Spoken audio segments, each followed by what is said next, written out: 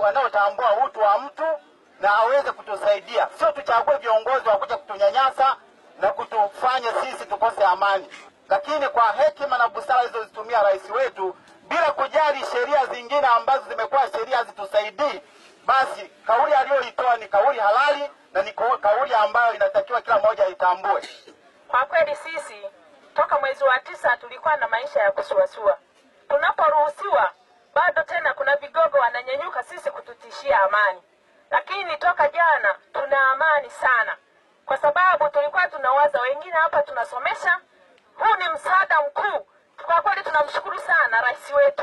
Aendelee kuwa na moyo huo huo. Tukiwa kama wachimbaji wadogo, kwa vile tumepewa fursa hii, tunaomba sasa semina elekezi ya serikali ni namna gani tuendelee leo kwa utaratibu wa kulipa kodi. Sisi tuko tayari kulipa kodi, tutakuunga mkono mheshimiwa, hatutakuangusha.